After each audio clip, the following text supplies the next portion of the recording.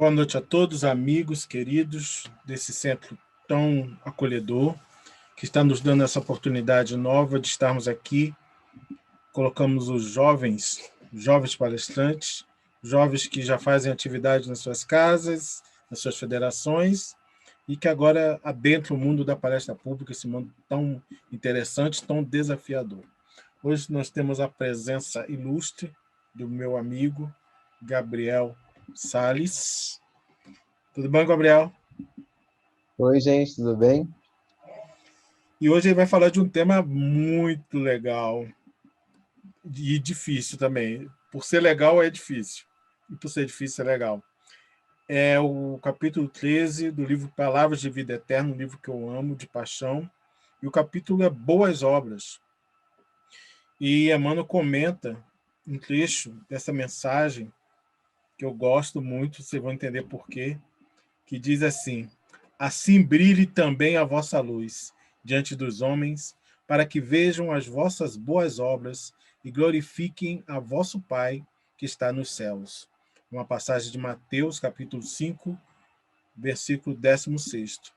E Emmanuel começa assim: brilhe vossa luz, disse no Mestre, e muitas vezes julgamos-nos unicamente no dever de buscar as alturas mentais e suspiramos inquietos pela dominação do cérebro. Contudo, o Cristo foi claro e simples no ensinamento. Brilhe também a vossa luz diante dos homens, para que vejam as vossas boas obras e glorifiquem a vosso Pai que está nos céus. Não apenas pela cultura intelectual, não somente pela frase correta, nem só pelo verbo flamejante, não apenas pela interpretação eficiente das leis divinas, não somente pela prece labial apurada e comovedora, nem só pelas palavras e pelos votos brilhantes.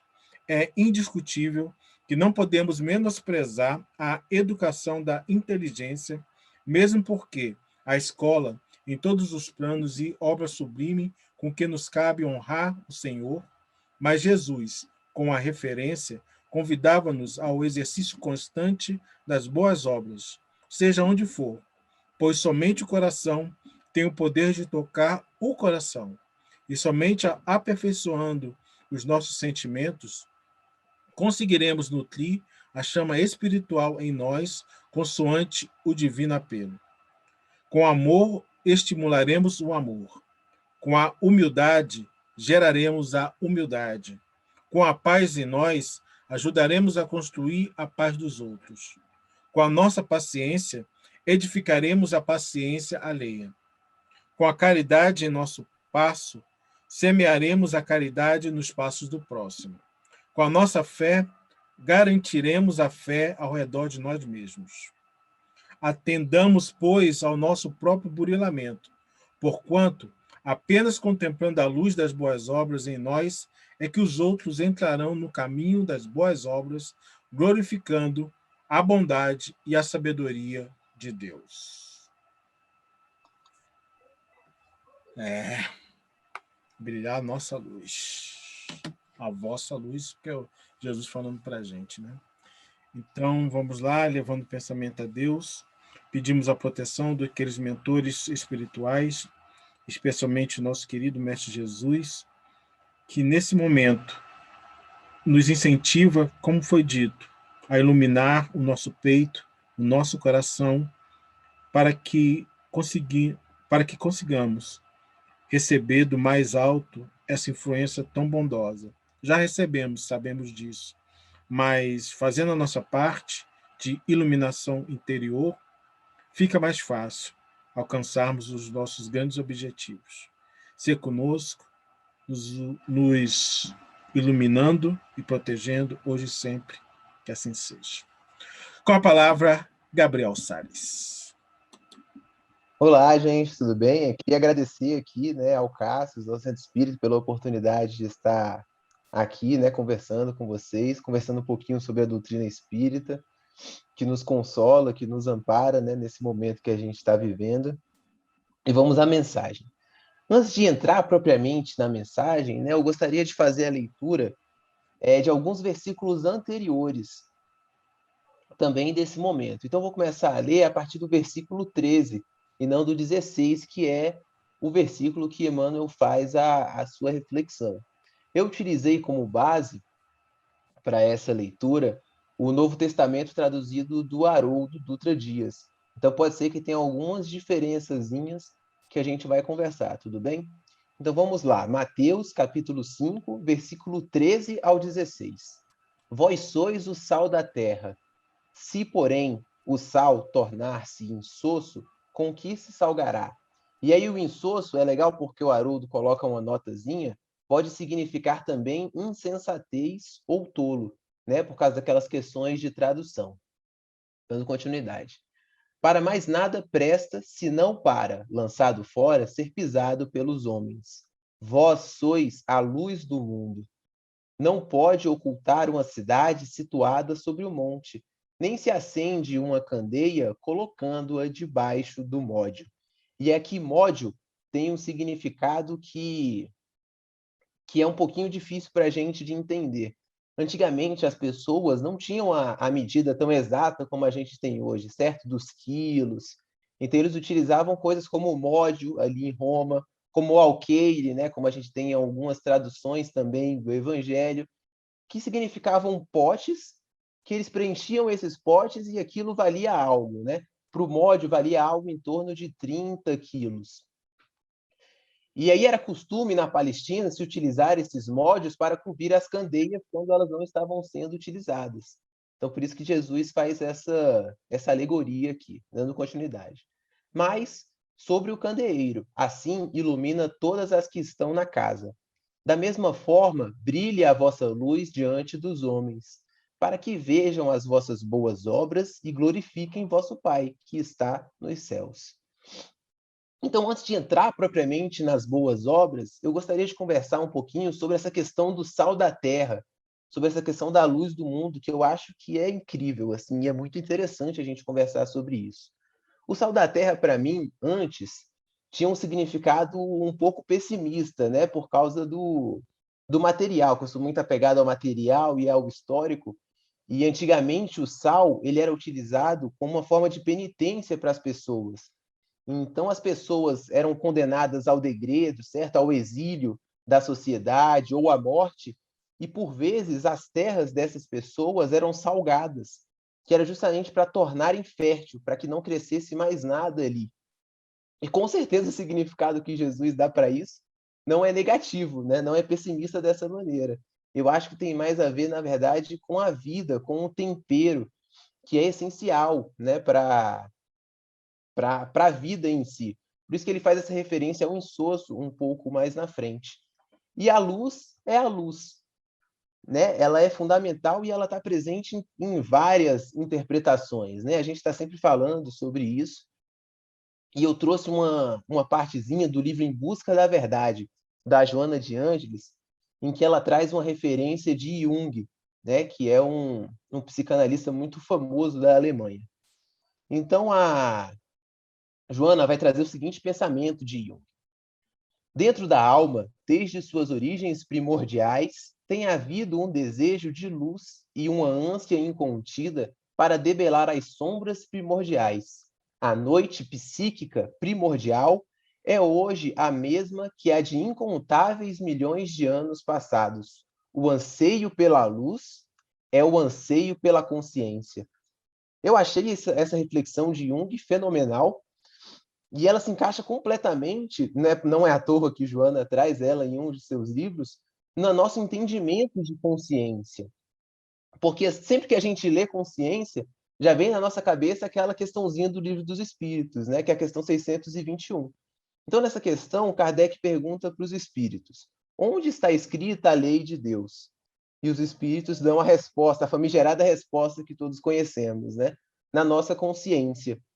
Então, vejam bem, o anseio pela luz, a busca pela luz, ela é inerente a todos nós, ou seja, estamos sempre buscando essa luz, e a mesma busca pela consciência, que é onde está a lei de Deus em todos nós. Então, carregamos a lei de Deus e o anseio a atingi-la desde a nossa criação.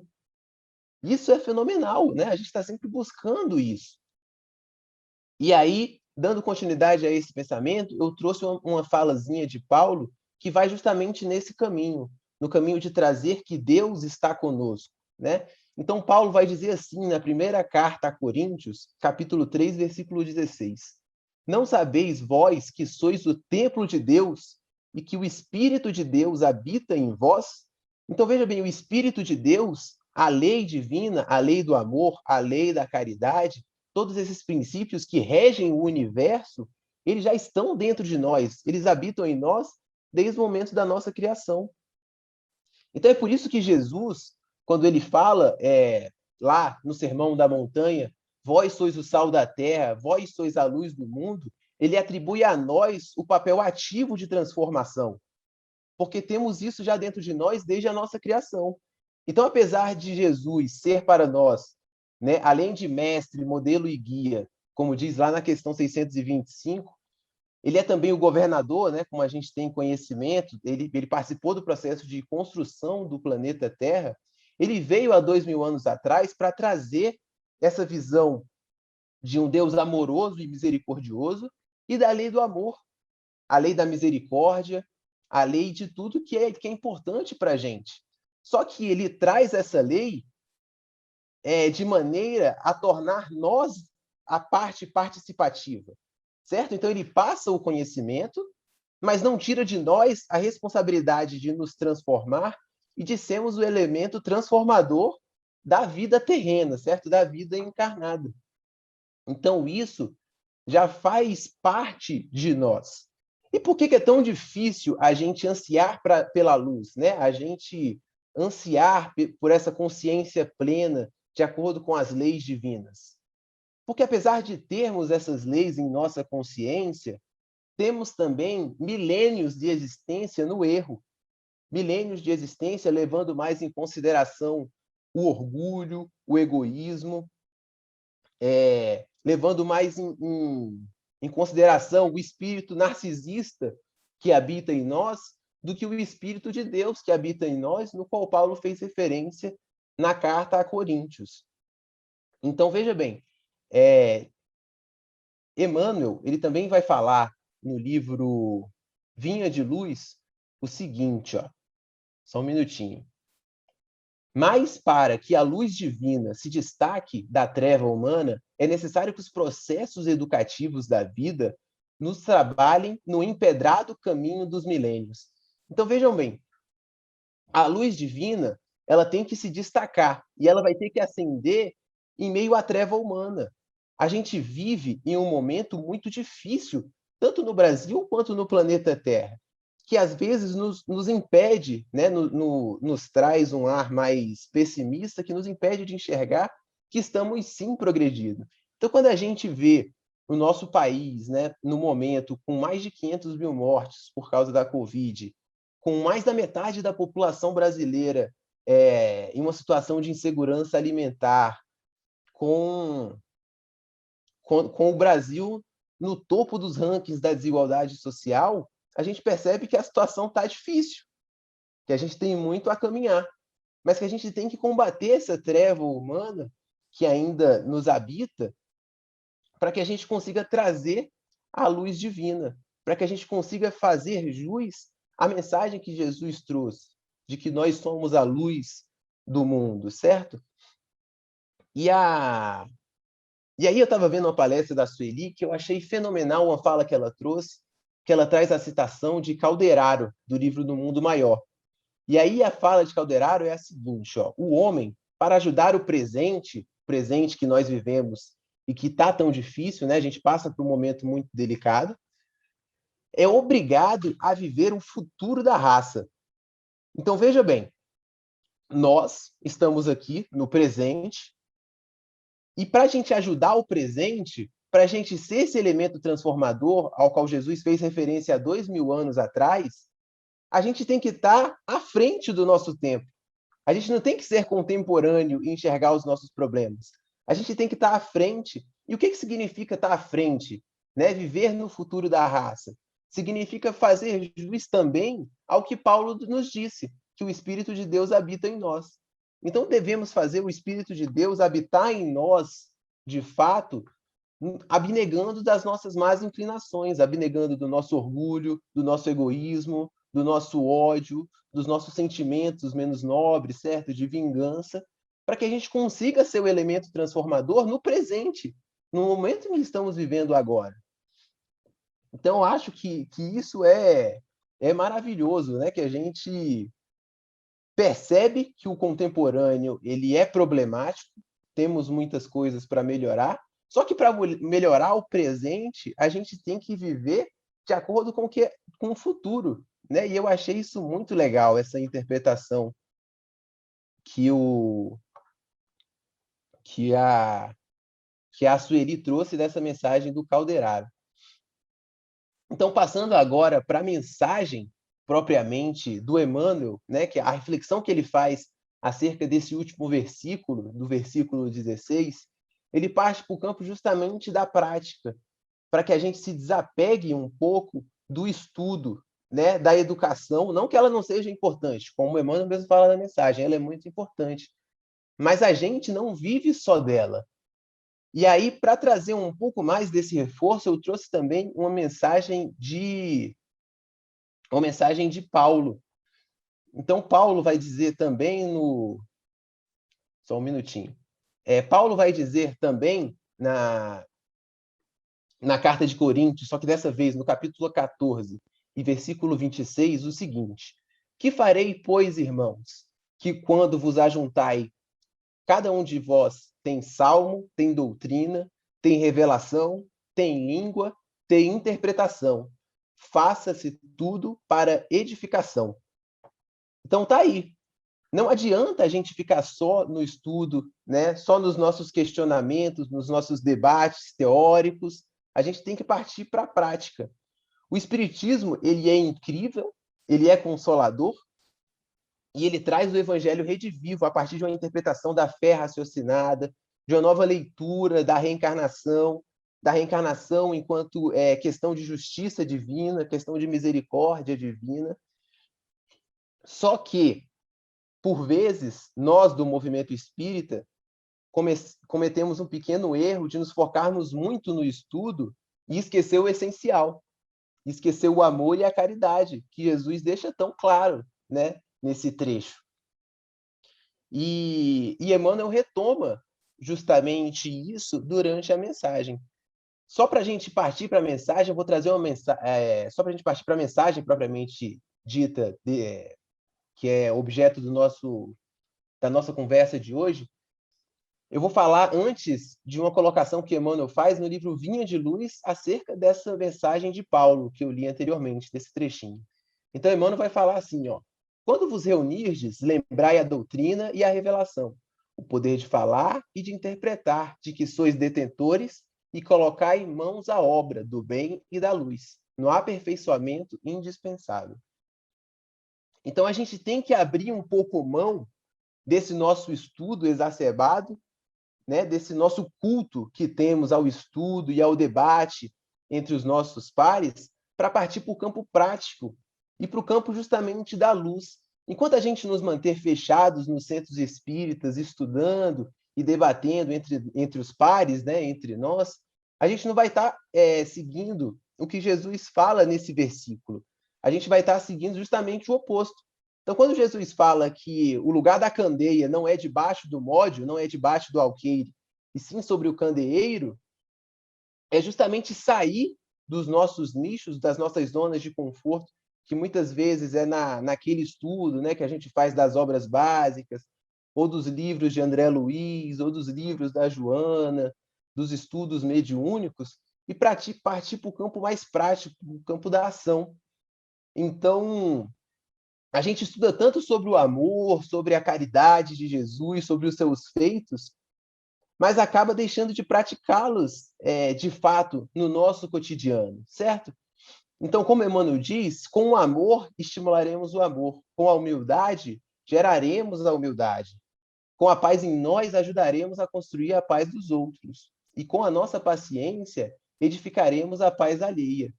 Então, é amando uns aos outros, sendo humildes, né? Percebendo que nós não somos detentores de todo saber, nem detentores de toda a verdade, É com a nossa paciência para com o próximo, que está em erro tanto quanto nós. A gente tem que ter paciência com o outro, não julgar os erros do próximo, pois sabemos que ele está fazendo o melhor que ele pode, assim como nós. Então a gente tem que ter paciência e a gente tem que ser caridoso, né? Que é a base de toda a doutrina cristã. Ajudar o próximo, aqueles mais necessitados. Como a gente falou um pouquinho antes aqui, o Brasil tem mais de metade da sua população numa situação de insegurança alimentar nesse momento.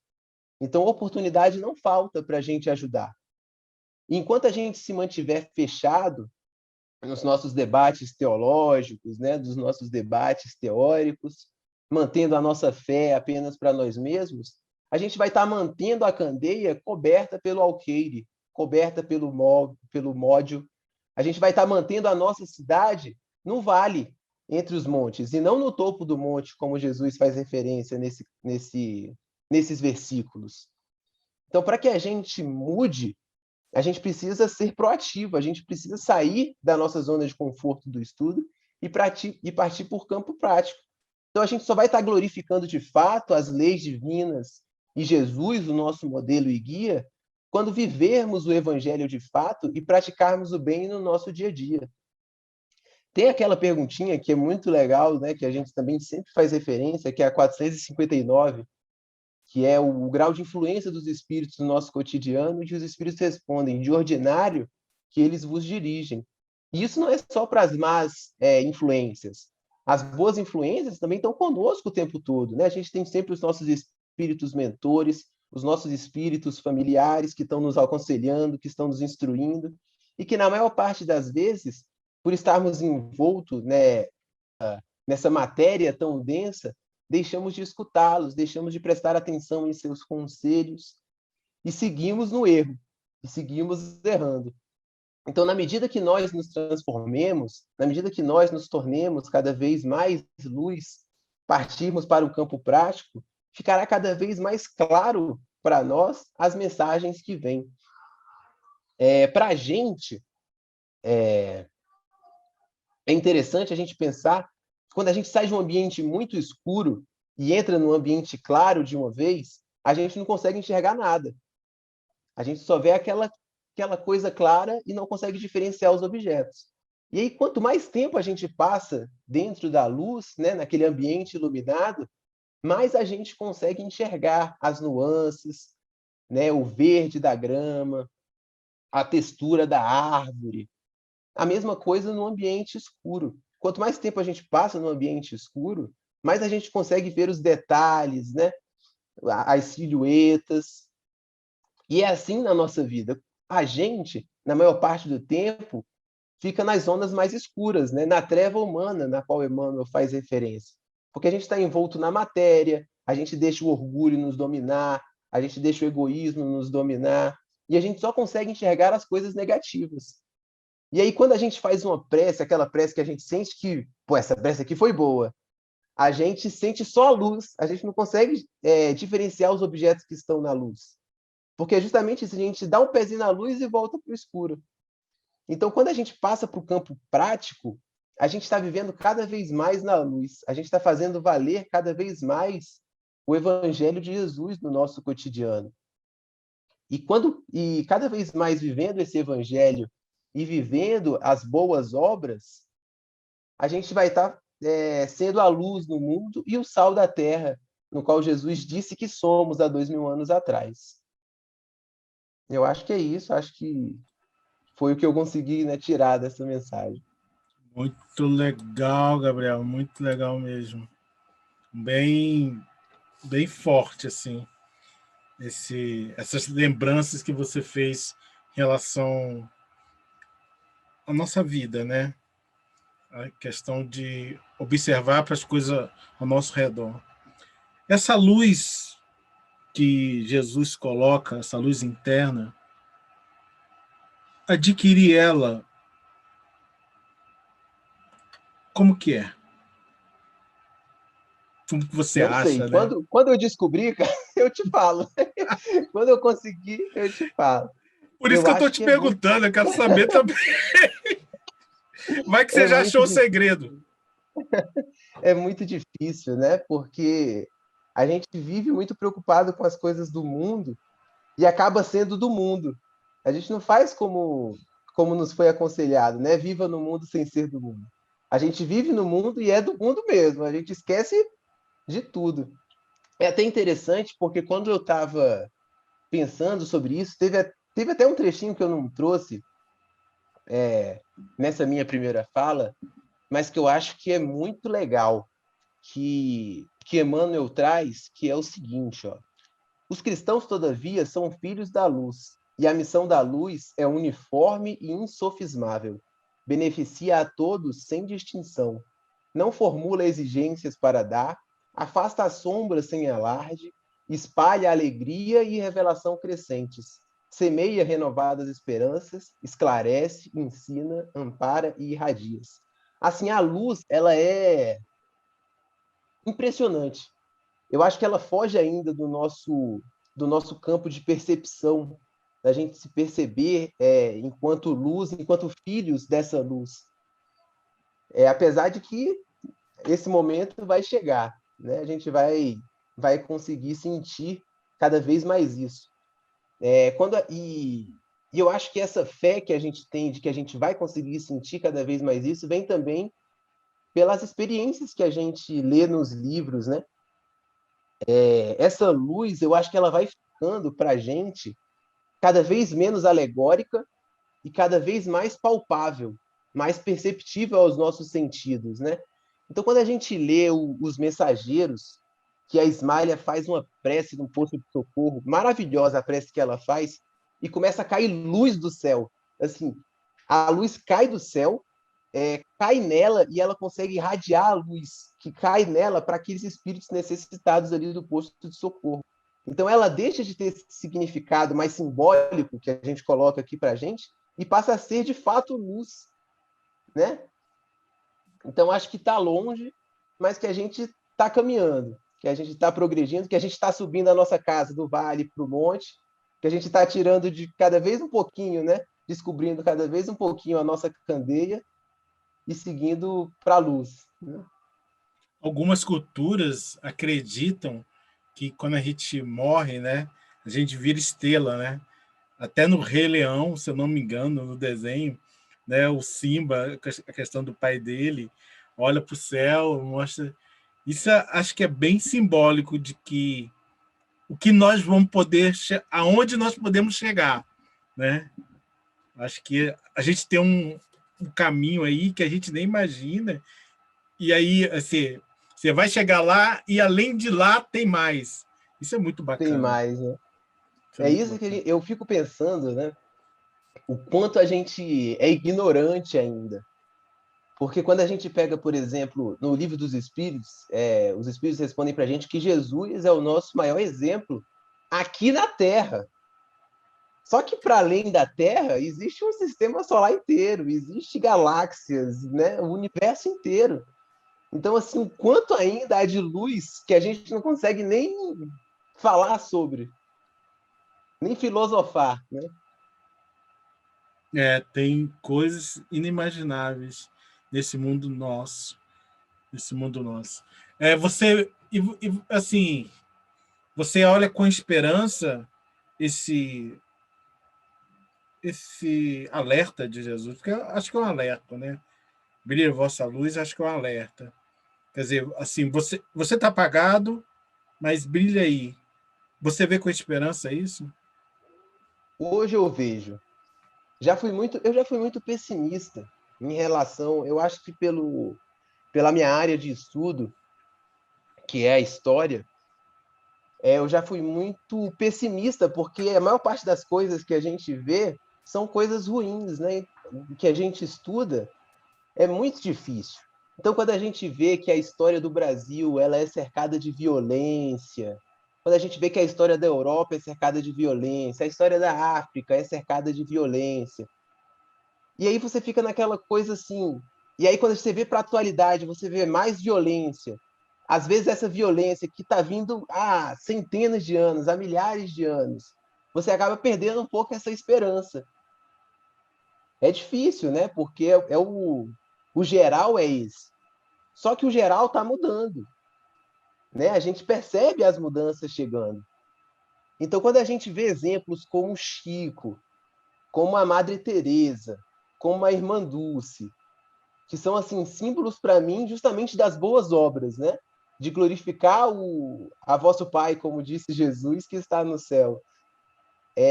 Você vai ganhando uma esperança, um otimismo cada vez maior, né? De que as coisas estão mudando, de que a gente está tomando cada vez mais consciência. Nessa pandemia que a gente viu muitos grupos, né, se mobilizarem para ajudar o próximo que passa por necessidades. Então, a gente tem que escolher para onde olhar. E quando a gente olha para o lugar certo, essa esperança ela se torna cada vez mais viva. Para mim, pelo menos. Beleza. Gabriel, show de bola, valeu. Obrigado de coração pelo seu tempo, que eu sei que não é muito, mas ter nos ofertado aí seus conhecimentos da área Eu que já agradeço. quase profissional e juntando com a parte espiritual. Muito obrigado. Vai fazer a nossa prece. Agradecer mais uma vez a presença dos amigos espirituais. Como foi dito aí tão bem pelo Gabriel, que a gente possa, aos poucos, adentrar esse mundo espiritual mais elevado, porque o mundo inferior nós já conhecemos.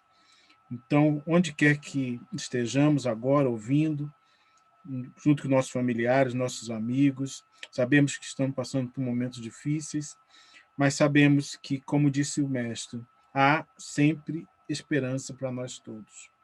Que essa luz nos envolva, nos proteja, hoje e sempre, que assim seja.